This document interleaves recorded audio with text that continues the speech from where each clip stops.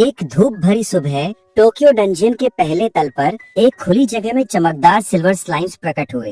ये बेहद दुर्लभ राक्षस थे, जिनकी चमक सूरज की रोशनी में और भी तेज हो रही थी। पेड़ों के पीछे छिपकर दो युवक इन स्लाइम्स को देख रहे थे। एक ने धीमी आवाज में अपने साथी से कहा, शांत रहो, अगर तुम इन्हें छोड़ दोगे तो सब ठीक रहेगा। लेकिन उसका साथी उसकी बात मानने को तैयार नहीं था। वो बिना सोचे समझे खुली जगह की ओर दौड़ पड़ा। रुक जा! युवक ने चिल्लाकर उसे रोकने की कोशिश की, लेकिन उसका साथी सुनने को तैयार नहीं था। वो तेजी से स्लाइम्स की ओर बढ़ रहा था। अगले ही पल एक जोरदार प्रहार हुआ। उसने अपनी तलवार से एक स्लाइम के कोर को दो टुकड़ों में चीर दिया। तलवार बाएं दाएं चल रही थी और कुछ ही सेकंड में सिल्वर स्लाइम्स का नामो निशान मिट गया। खुली जगह अब खाली थी और उस युवक की आंखों में हरी आग की तरह चमक थी। वो कोई और नहीं बल्कि ताकाहाशी यूको था। उसने न केवल स्लाइम्स को हराया, बल्कि उसे एस रैंक के 3 दुर्लभ उपकरण मिले: सिल्वर स्लाइम कवच, दस्ताने और जूते। ये सब देखकर वहाँ मौजूद एक हरे हुडी वाला युवक हैरान रह गया। वाह, इसने तो कमाल कर दिया, उसने कहा। इतना दुर्लभ लूट, ये तो सचमुच भाग्यशाली है। ताकाहाशी यूको खुद भी विश्वास नहीं कर पा रहा था कि उसे इतने उच्च स्तर के उपकरण मिल गए हैं। ये उसके लिए किसी चमत्कार से कम नहीं था, मानो उसकी पिछली जिंदगी की सभी बाधाओं का इनाम हो।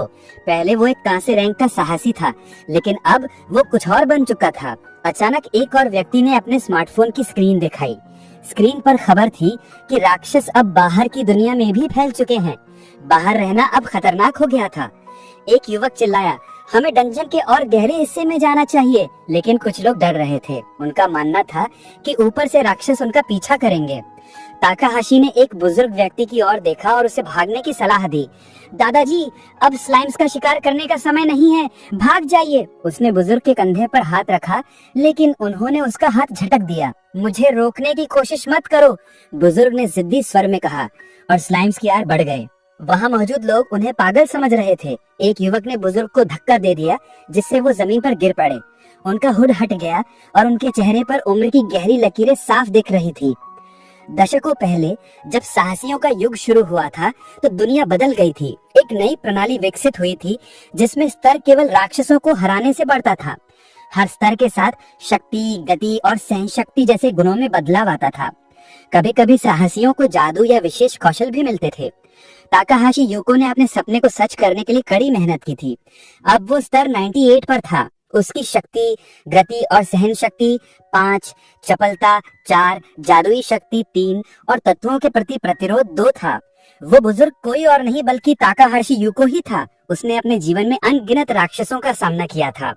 उस दिन उसकी तलवार भी टूट गई थी, लेकिन उसने हार नहीं मानी। उसने एक विशाल पारदर्शी स्लाइम पर हमला किया, जिसके बीच में एक बड़ा कोर था। तलवार टूटने के बाद उसने अपने दांतों से स्लाइम को चीर दिया। तभी सिस्टम से एक संदेश आया, ताकाहाशी यूको, आपने अधिकतम स्तर 99 प्राप्त कर लिया है, बधाई हो। उसके कानों में ये शब्द गूंज रहे थे। उसकी आंखों पर विश्वास नहीं हो रहा था। उसने इतने वर्षों की मेहनत के बाद आखिरकार वो हासिल कर लिया था जिसका उसने सपना देखा था। उसकी शक्ति में 1 इकाई की वृद्धि हुई थी। लेकिन जब उसने अपनी उपलब्धि बोर्ड देखा तो उसका दिल टूट गया। केवल 1 इकाई, इतनी मेहनत के बाद बस इतना ही। निराशा में वो जमीन पर गिर पड़ा। क्या उसका सारा जीवन व्यर्थ गया था? वो अपनी माँ को भी नहीं बचा सका था। उसकी आंखों से आंसू बहने लगे। अंधेरे से राक्षस तेजी से उसकी ओर बढ़ रहे थे।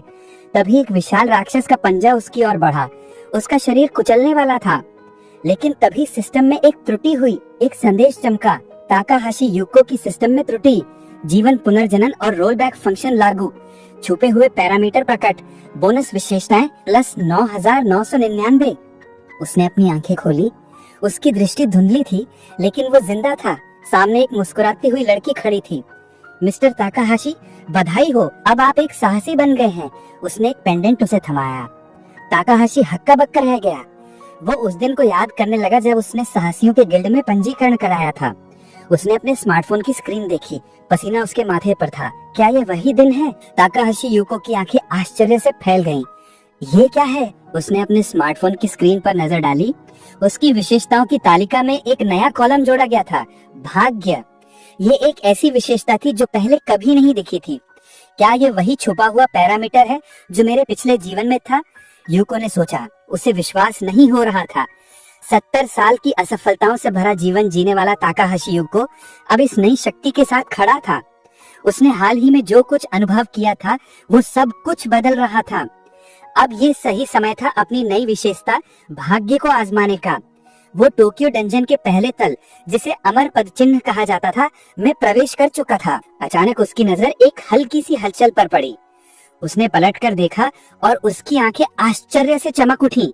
ये एक सिल्वर स्लाइम था, वही राक्षस जिसे उसने अपने पिछले जीवन में केवल एक बार देखा था। ये स्लाइम्स अनुभव अंक देने में बहुत उदार होते थे, लेकिन इनकी फुर्ती और भागने की आदत इन्हें पकड़ना मुश्किल बनाती थी। यूको ने सोचा, बस एक कदम और मेरी तलवार इसे छू लेगी। वो तेजी से स्लाइम की ओर बढ़ा, लेकिन तभी घास में कुछ चमका। एक तीर उसके पैर के पास जमीन में जा धंसा। अब माफ करना, किसी ने दूर से चिल्लाया। यूको ने मन ही मन उस अज्ञात व्यक्ति को कोसा। क्या बेवकूफी है, इतने शोर से तो स्लाइम भाग जाना चाहिए था। लेकिन आश्चर्यजनक रूप से स्लाइम वहीं रुका रहा। अगले ही पल वो राक्षस हमले के लिए तैयार हो गया। यूको ने अपनी तलवार संभाली और स्लाइम की ओर झपटा। उसकी तलवार का निशाना सटीक था, सीधे स्लाइम के कोर में। कोर टुकड़ों में बिखर गया, लेकिन तलवार भी एक ही प्रहार में टूट गई। ये सिल्वर स्लाइम्स वाकई मजबूत हैं, यूको ने सोचा। तभी उसकी नजर घास पर पड़ी, जहाँ कुछ चमक रहा था। वो करीब गया और देखा एक एस रैंक सिल्वर तलवार। इसकी विशेषता थी 30% चकमा देने की संभावना के बावजूद आक्रमण शक्ति में वृद्धि। यूको का दिल खुशी से झूम उठा। ये तो शानदार शुरुआत है, उसने मुस्कुराते हुए कहा। लेकिन जैसे ही उसने आसपास देखा, वो स्तब्ध रह गया। पास की खुली जगह में 4 और सिल्वर स्लाइम्स बैठे थे। क्या मैं सपना देख रहा हूँ, उसने सोचा। ये उसका भाग्य था जो काम कर रहा था। अचानक चारों स्लाइम्स एक साथ उसकी ओर बढ़े। वे बेहद आक्रामक थे।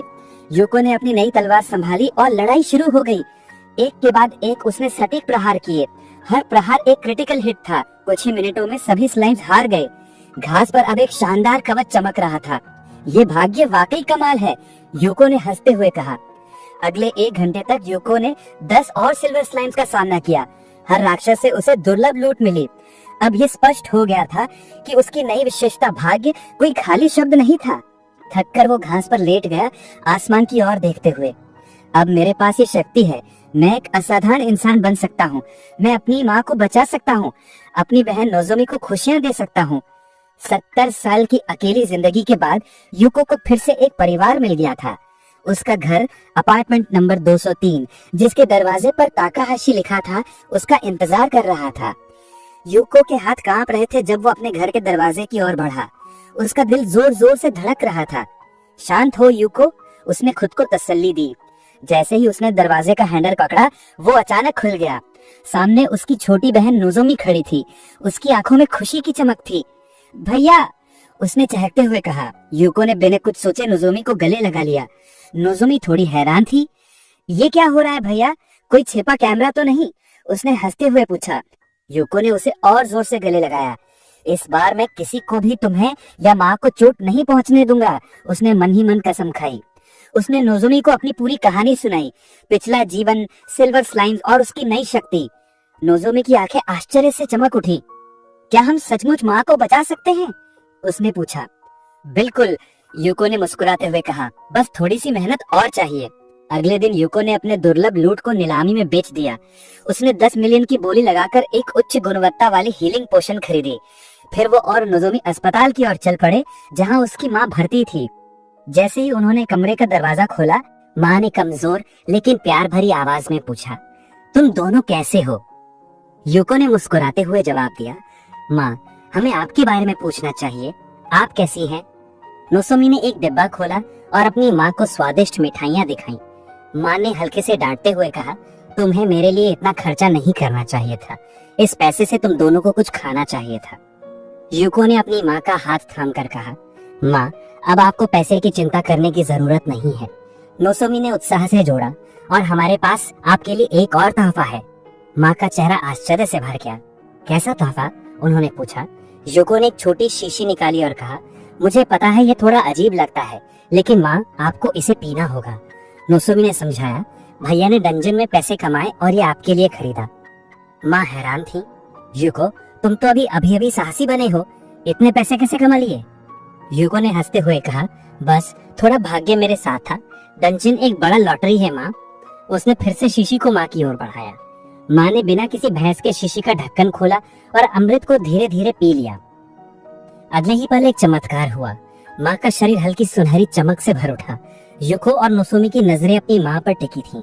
माँ ने गहरी सांस ली और कहा, मुझे ऐसा लग रहा है जैसे मेरे कंधों से कोई भारी बोझ उतर गया हो। सांस लेना अब आसान है। युको ने राहत की सांस ली और मुस्कुराया। नोसोमी ने उछलते हुए कहा, भैया तुमने कमाल कर दिया। माँ ने हंसते हुए कहा, लेकिन इस दवा का स्वाद तो बहुत खराब था। युको ने तुरंत एक मिठाई माँ को दी ताकि वो उस कड़वे स्वाद को भूल सके।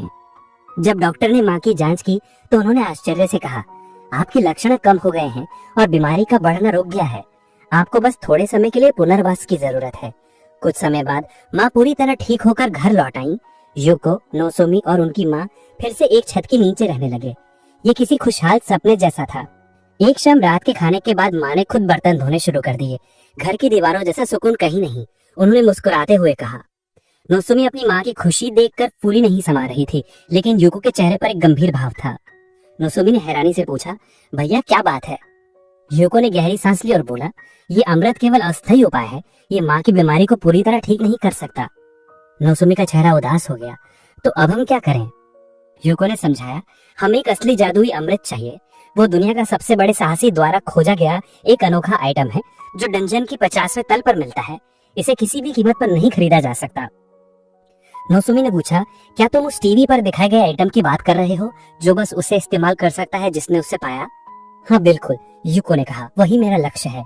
नोसोमी ने चिंता से पूछा, लेकिन क्या तुम इतनी गहराई तक जा पाओगे? वहाँ तो भयानक खतरे हैं। युको ने मुस्कुराते हुए कहा, सैद्धांतिक रूप से ये असंभव है। मैं रास्ते में मर सकता हूँ। नोसोमी का चेहरा और उदास हो गया, लेकिन युको ने उसे रोका। मैंने कहा न केवल सैद्धांतिक रूप से, मेरे पास भाग्य है और मेरे पिछले जीवन का ज्ञान भी। युको ने बताया, मैंने सुना है कि 20वें तल का बॉस एक प्राचीन गोलम कभी कभी ये अमृत देता है, लेकिन उसका प्रकट होना बेहद दुर्लभ है। हमें एक दुर्लभ महाराक्षस से एक दुर्लभ आइटम चाहिए। ये पूरी तरह भाग्य का खेल है। उसने आगे कहा, मेरे पिछले जीवन में मैंने केवल एक बार सुना था कि किसी ने इस गोलम से अमृत प्राप्त किया, लेकिन अब मेरे नए भाग्य के साथ मुझे यकीन है कि मैं इसे ढूंढ लूंगा। नोसोमी ने अपने भाई को देखा। उसकी आंखों में शक था, लेकिन साथ ही विश्वास भी। तुम कुछ भी कर सकते हो भैया, उसने हंसते हुए कहा। युको का हौसला बढ़ गया। जब आपका परिवार आप पर विश्वास करता है तो कुछ भी असंभव नहीं है, लेकिन डंजन में जाने से पहले मुझे तैयारी करनी होगी। नोसोमी ने हैरानी से पूछा, तैयारी यानी क्या? युको ने जवाब दिया, हर जगह एक रास्ता होता है नोसोमी। वो ड्रेसर की ओर गया जहाँ उनका पारिवारिक फोटो फ्रेम में सजा था। उसने अपनी सिल्वर स्लाइम तलवार उठाई, जिसकी विशेषता थी आक्रमण की शक्ति में वृद्धि, लेकिन 30% चकमक देने की संभावना। साथ ही उसने सिल्वर स्लाइम का आंसू लिया, जो 33% मौके के साथ नुकसान को कम करता था। नोसोमी ने पूछा, तुम अभी रवाना होने वाले हो? आमतौर पर योद्धा डंजन में भारी कवच पहनते हैं। युको ने हंसते हुए कहा, मैं इतना मजबूत नहीं हूँ कि भारी कवच उठा सकूं। मेरी विशेषता मेरी सीमाएं दिखाती हैं। मुझे केवल अपने भाग्य पर ही भरोसा करना होगा। उसने अपनी स्किल्स की जांच की। माइटी लेड लंच, एक ऐसी युद्ध तकनीक जिसमें 30% संभावना थी कि 3 क्रिटिकल हिट्स लगातार लगे। नोसोमी ने सुझाव दिया, 5वें तल पर एलिस का माल्यार्पण है। वहां के राक्षसों से जादुई फल मिल सकता है जो तुम्हारी मदद करेगा। बिल्कुल, युको ने कहा, लेकिन तुम चिंता मत करो, मैं अपना ख्याल रखूंगा। नोसोमी ने अपने भाई को गले लगाया। तुम्हें कुछ नहीं होगा भैया, बस माँ को ठीक करने वाला अमृत ले आना। युको ने मुस्कुराते हुए सर हिलाया। उसका दिल जोश से भरा हुआ था। वो जानता था कि यात्रा आसान नहीं होगी, लेकिन अपने परिवार के लिए वो कुछ भी करने को तैयार था। ताकाहाशी युको के रवाना होने से पहले नोसोमी ने उनके लिए एक छोटा सा पैकेट तैयार किया था, जिसमें रास्ते के लिए कुछ खाने का सामान था। तुम्हें जंगल में फल तो मिल ही जाएंगे, लेकिन फिर भी ये रख लो, उसने मुस्कुराते हुए कहा। युको ने अपनी बहन की ओर देखा और दिल से शुक्रिया अदा किया। तुम्हारा ख्याल रखने के लिए धन्यवाद नोसोमी। एक पैकेट सिस्टम विंडो में प्रदर्शित हुआ। युको ने दरवाजा खोला और अपने घर से बाहर कदम रखा। एक नए साहसिक सफर उसका इंतजार कर रहा था। टोक्यो डंजन का 5वां तल, जिसे एलिस का माल्यार्पण कहा जाता था, एक घना और रहस्यमय जंगल था।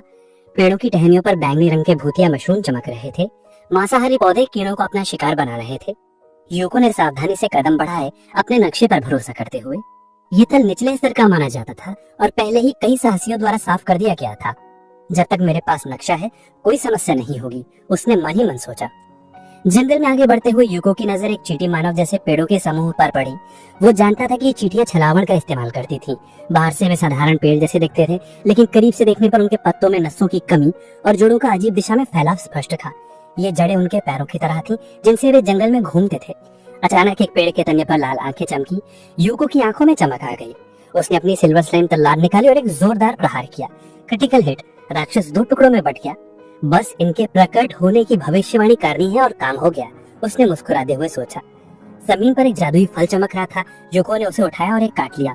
स्वाद हल्का सा नाशपाती और सेब जैसा था। स्वाद मायने नहीं रखता, उसने खुद को याद दिलाया और अपनी विशेषताओं की जांच की। जादुई फल ने उसकी शक्ति में मामूली वृद्धि की थी। ये छोटा सा प्रभाव भी मुझे एक मजबूत योद्धा बना सकता है, उसने उत्साह से सोचा। यूको ने चींटी राक्षसों का शिकार शुरू किया। वो लड़ता, फल खाता, फिर लड़ता। दिन के अंत तक वो जादुई फलों के स्वाद से तंग आ चुका था। उसने नोसोमी का दिया हुआ खाना निकाला और दोपहर का भोजन किया। भोजन के बाद उसने अपनी प्रगति जांची। अच्छा, मैं मध्यवर्ती युद्ध स्तर पर पहुंच गया हूँ, वो खुशी से मुस्कुराया। लेकिन अब समय था वापस लौटने का। तभी उसे किसी की मौजूदगी का एहसास हुआ। यूको ने तेजी से पलटकर चिल्लाया, कौन है वहाँ? अरे तुम सारा लूट अकेले नहीं ले सकते, एक कर्कश आवाज गूंजी। 2 लोग खुली जगह में प्रकट हुए। एक के दांत सोने की तरह चमक रहे थे और दूसरे की उंगली में एक चमकदार अंगूठी थी। यूको ने ठंडे स्वर में जवाब दिया, मुझे तुम्हारे साहसिक प्रमाण पत्र दिखाई नहीं दे रहे। क्या तुम वे लोग हो जो दूसरों की मेहनत का फायदा उठाते हैं? छोटे कद के आदमी ने हंसते हुए कहा, हाँ, और यह एक बिगड़ा हुआ बच्चा है जो अपने उपकरणों पर निर्भर है। दूसरे ने धमकी दी, अच्छे से अपना सामान दे दो तो हम तुम्हें जिंदा लिए हुए हैं। यूको ने बिना समय गवाए आक्रमण किया। उसकी तलवार तेजी से चली और पहला डाकू जमीन पर गिर पड़ा।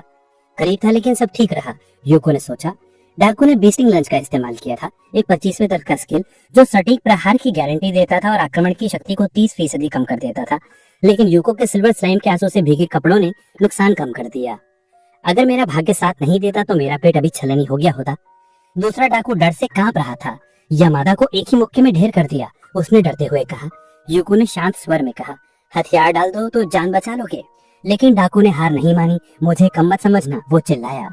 दूरी से योद्धा आसानी से हार जाता है, यूको ने जवाब दिया। तुम सही कह रहे हो, मैं तुम तक नहीं पहुंच सकता। डाकू ने आत्मविश्वास से मुस्कुराया, सोच कर कि यूको ने हार मान ली है।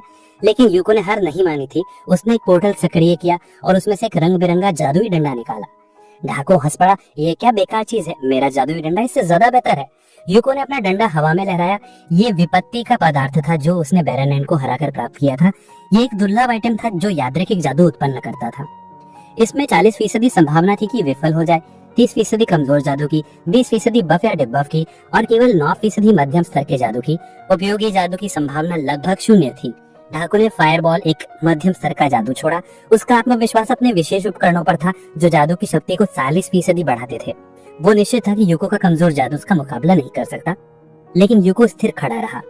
ये अब जाग रहा है, उसने बुदबुदाया। उसने अपना डंडा हिलाया और विपत्ति का पदार्थ सक्रिय हो गया। अचानक जंगल में ज्वालामुखी सा विस्फोट हुआ। आकाश में आग की लपटें उठी। एक टॉप लेवल मीटियोर स्पेल प्रकट हुआ जिसकी संभावना केवल 0.05%। डाकू ने अपना सिर पकड़ लिया। ये बच्चा इतना शक्तिशाली जादू कैसे कर सकता है? वो डर से चीखने लगा। उसका शरीर जलने लगा और वो एक छोटे असहाय शावक में बदल गया। यूको ने अपने टूटे हुए डंडे को देखा और उसे फेंक दिया। अब ये बेकार है, उसने सोचा। वो अपनी जीत से खुद भी हैरान था। मेरा भाग्य वाकई कमाल का है। यूको ने दोनों डाकुओं को बांध लिया। इन्हें यहाँ छोड़ना ठीक नहीं, उसने सोचा। वो उन्हें घसीटते हुए सीढ़ियों की ओर बढ़ा। अब समय था वापस लौटने का। उसका दिल जोश और आत्मविश्वास से भरा हुआ था। वो जानता था कि उसका भाग्य और पिछले जीवन का ज्ञान उसे उस नामुमकिन अमृत तक पहुंचा दे।